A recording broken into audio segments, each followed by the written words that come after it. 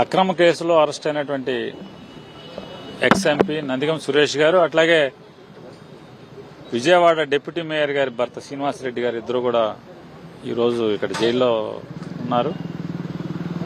మేము వచ్చిన టీంలో సురేష్ గారిని కొంతమంది, అట్లాగే కొంతమంది శ్రీనివాసరెడ్డి గారిని ములాఖత్ ద్వారా కలవటం జరిగింది. తెలుగుదేశం పార్టీకి ప్రత్యేకించి కూటమికి ప్రభుత్వం ఎందుకు వచ్చిందా అంటే, రాజకీయంగా వైఎస్ఆర్ కాంగ్రెస్ పార్టీలో ఉన్నటువంటి క్రియాశీలకంగా ఉత్సాహంగా ఉన్నటువంటి ప్రతి నాయకుడిని కూడా ఏదో ఒక తప్పుడు కేసులో అక్రమ కేసులు బనాయించి జైలులో పెట్టడం ద్వారా మానసికంగా వైఎస్ఆర్ కాంగ్రెస్ పార్టీ నాయకుల్ని కుంగతీయటం, తద్వారా వారి వెనక వారిని అనుసరించేటువంటి కార్యకర్తల మనోస్థైర్యాన్ని దెబ్బతీయటం కోసం ఈ రెడ్ బుక్ రాజ్యాంగం ఇవాళ నడుపుతున్నారు. తెలుగుదేశం పార్టీ ఆఫీసు మీద దాడి చేశారంట. దాడి చేస్తే ఆఖరికి బాత్రూముల దగ్గర లోపలికి వెళ్లే దగ్గర నుంచి ప్రతి చోట సీసీ కెమెరాలు ఉన్నాయని చెప్పని తెలుగుదేశం నాయకులే చెప్తున్నారు. సీసీ ఫుటేజ్ అన్ని కూడా పోలీసుల దగ్గర ఉన్నాయని చెప్తున్నారు.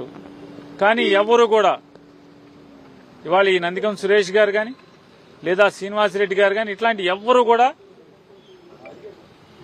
సీసీటీవీ ఫుటేజ్ల్లో కానీ కెమెరాల్లో కానీ అసలు కనీసం ఆఫీస్ దరిదాపుల్లో కూడా వెళ్ళనటువంటి వ్యక్తులు అనేక మందిని, ఎవరెవరైతే కృష్ణా, గుంటూరు ఈ పరిసర ప్రాంతాల్లో ఉన్నటువంటి క్రియాశీలకంగా అధికారం కోల్పోయిన తర్వాత కూడా ఉత్సాహంగా ఎవరెవరైతే పార్టీ కార్యక్రమాల్లో ఉంటున్నారో వారందరినీ కూడా ఈ తప్పుడు కేసులో ఇరిగించి ఇవాళ ఇప్పటికి స్కోరు 171కి అంతమందికో తీసుకొచ్చినట్టున్నారు. అంటే వీరెవరు కూడా కెమెరాలో లేనోళ్లు 90% మంది ఉన్నారు సుమారుగా. మెజారిటీ సంఖ్య ఆ సీసీటీవీ కెమెరాల్లో రికార్డు కానివాళ్లు.